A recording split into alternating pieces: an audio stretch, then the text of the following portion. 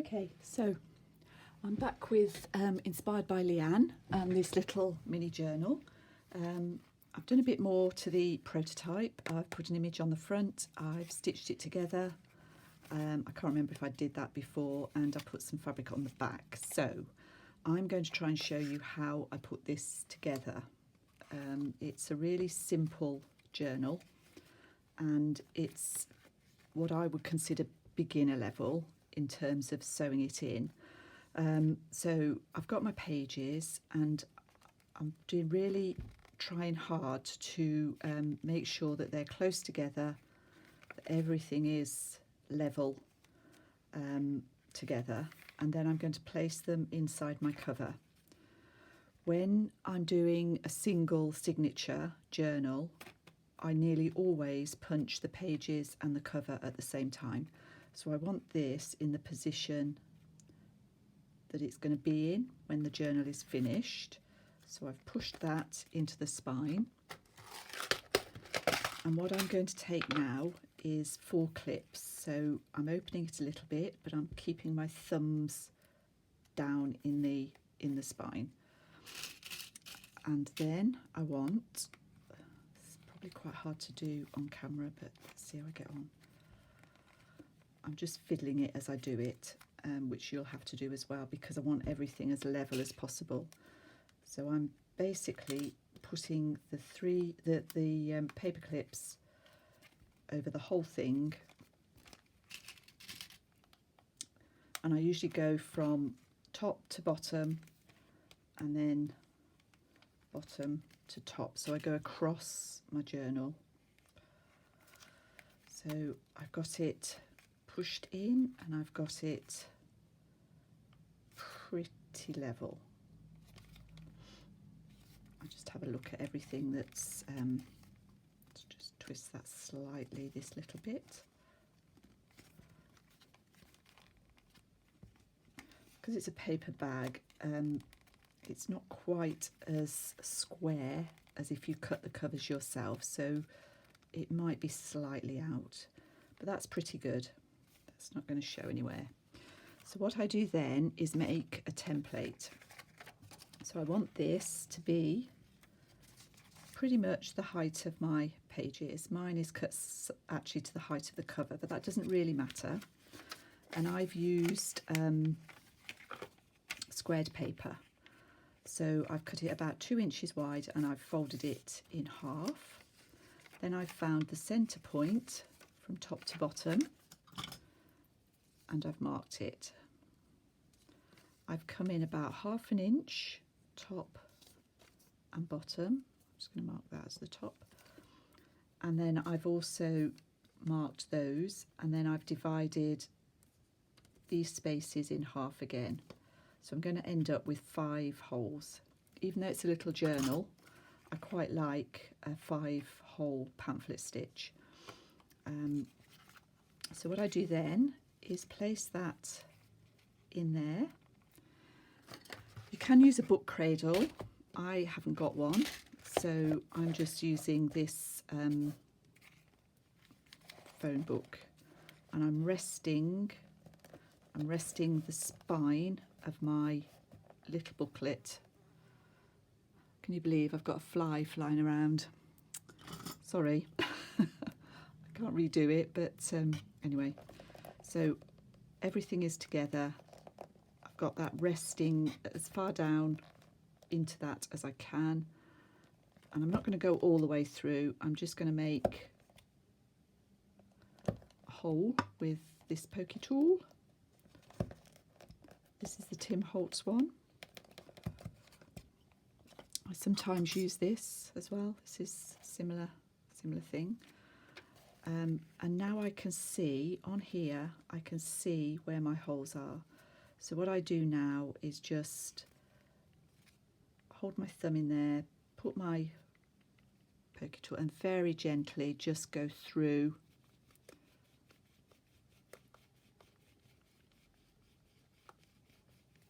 the rest of my pages. I tend to use the Tim Holtz one because it's a little bit thinner. That's the middle.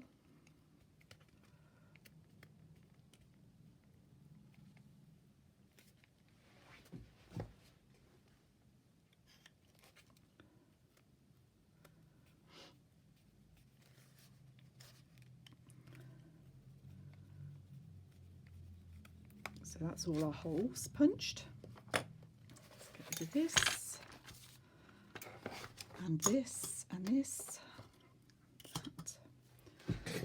Okay, so leave the clips on, and I'm using wax thread, and I use this Coates Barber number 25 wax thread, and I want it to be at least twice the length of my book. I usually go 3 times, and then I've got, if I want them, I've got long ends that I can put beads on or something like that. Thread a needle, and it's a tapestry needle with a blunt-ish end, and then we just sew it. So I'm going to start from the inside through the middle hole,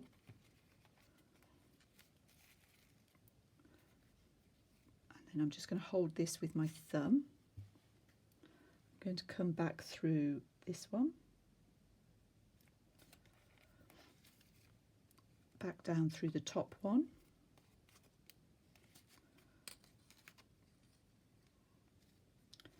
just check all the time that it's pulling taut and that you've not got it caught anywhere, back through the one we've just done.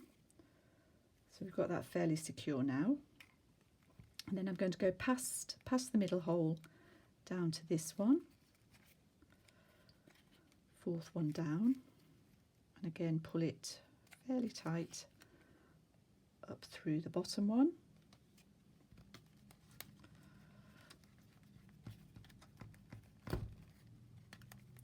back down 4th hole here, and then I'm going to come back up in the middle, but I want my thread to come the opposite side to where the beginning one was. And this is where we hope nothing's really moved too much. And there you can see my needle. Hopefully you can see my needle coming through. Okay, let's get rid of that. So we've got everything stitched neatly down the spine. At this point I usually take the paper clips off. Don't need those anymore. And then I'm just going to pull this gently. I'm going to turn my book over, and I'm going to check that everything is relatively taut there. And then I tie a reef knot. So I go left over right and under, right over left and under. That's from Girl Guides many years ago.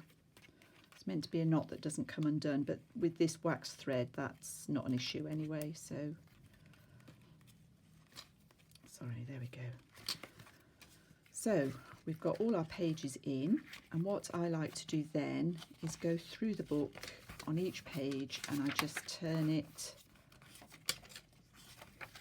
and hold it down.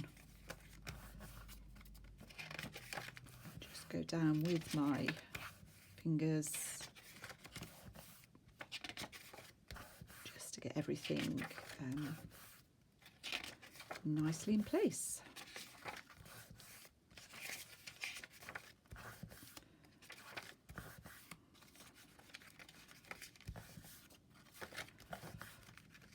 I quite like this little book actually. The pages go together nicely. Back towards the front.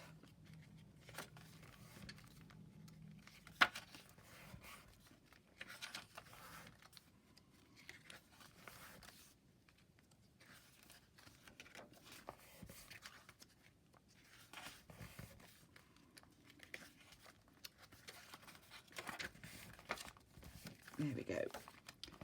Okay, so that's our little book. Now we're going to finish it off at the front. I haven't put the inner pages on yet, and the reason for that is that if I'm going to use a metal, let me just get one. I'm going to use a metal book plate. I like to use the actual brads and push them right through. If you do that, then you've got the brad showing on this side. You can cover the brads up. But as it happens now with this one, I've decided to do something simpler as we're going along together, and I'm going to put on a thing that I've lost. Oh, that's ridiculous. Where's that gone? It's here. I haven't really lost it. I'm going to put on, I think this might be perhaps a Mrs. Cog image or possibly Tracy Fox, and it's butterflies. It's card, and I've put fabric behind it. And I'm going to put this on before I cover the spine. The reason for that is that if I put this in the middle, like that, and then I cover the spine, it often looks a bit odd. I prefer to centre my image after I've done the spine, or adjust for that. I'm sorry, I'm talking nonsense really. I'm not talking nonsense, but I've gone slightly in the wrong order. What I would do is put my spine on before I put this on, so that I can glue my spine covering down and then centre this image. Because I've done this quite a lot, I'm actually going to do it the other way round, but I am going to shift this over slightly to what it would be normally. Now, I cut my image to the size I want it, and then to place it, or to get the fabric the right size, I just put it on a piece of fabric. Let's get another bit of card. So I just put it on a piece of fabric like this. This is just some linen napkin, I think. I hold it roughly where I think I want it to be. I want about this much showing along the bottom, so I just snip it and tear it. And then I would do the same. Obviously this piece isn't quite big enough, but I would do the same here. Snip it, tear it, and if you imagine that bit's there, it would be approximately the right size. And then I would just use a bit of glue stick to tack it onto there and stitch around, which is what I did here. So I'm going to glue this on here. Let's do that with some Fabri-Tac. Bear with me, my Fabri-Tac is coming to the end, so it's not quite so easy to do.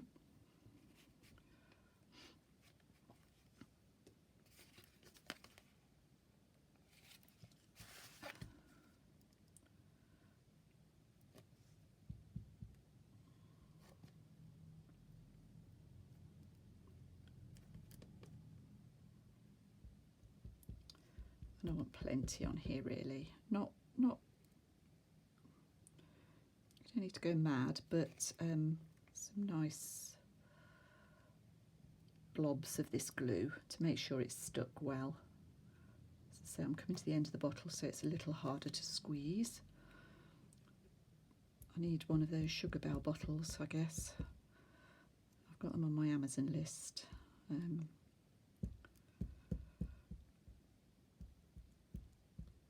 So I might be ordering those soon.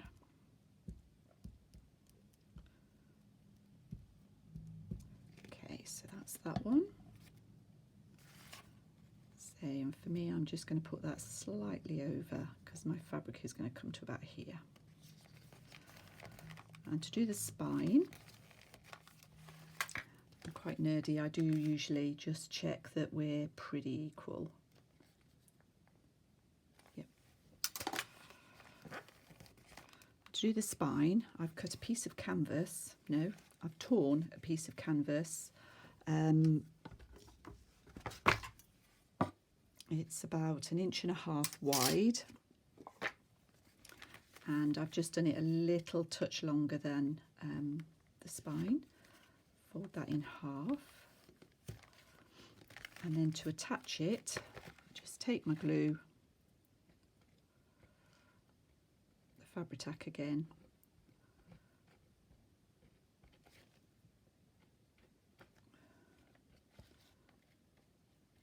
sorry, I don't know how well this will.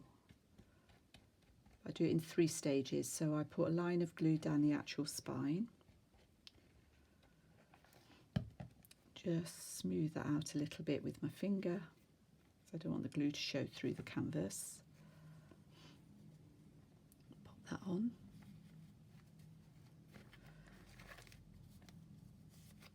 You can see now that that's looking about right. So we glue that there. And then sometimes I do this in more than 3 bits, but basically we want glue down here.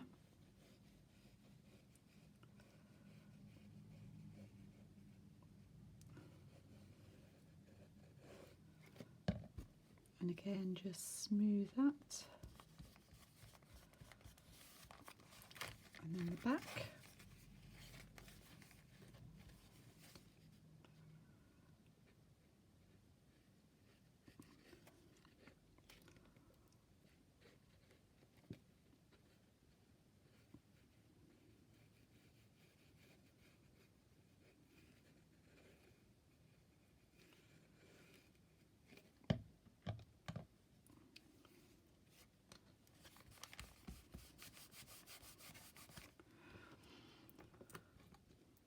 And probably just to stick the edge down, if I've got a little bit, if we've got a little bit not stuck here, I tend to finish this off with this art glitter glue again, mostly because this one dries clear and non-shiny, which means there's no risk of shiny globs of glue. That's that one. This one I've got a bit more on the back, so let's do a couple of lines down here.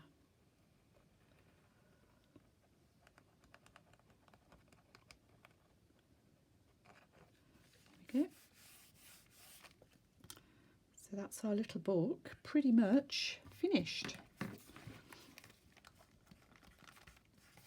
I actually think it's quite, I quite like this one.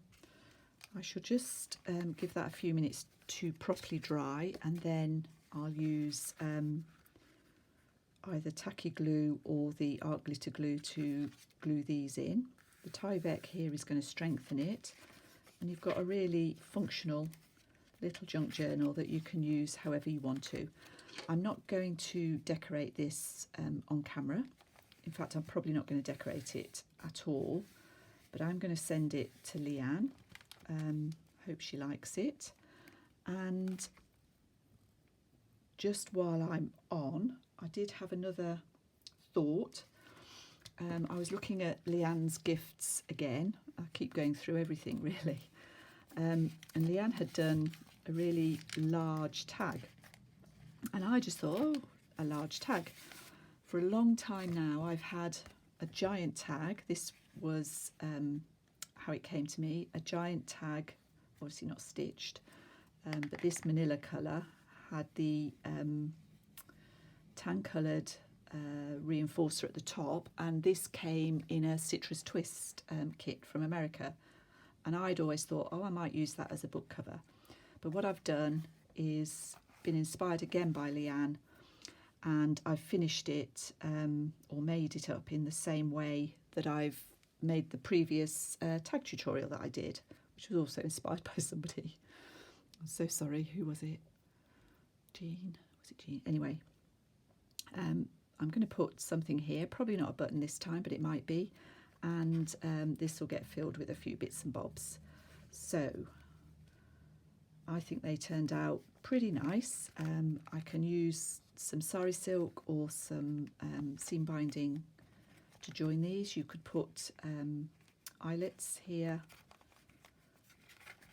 Sorry, that's the back of that. Eyelets here and here, and join it that way. I'll try them in different ways. So thank you, Leanne, very much for joining in, and I will see you all again soon. Thank you for staying with me and for watching. Bye bye.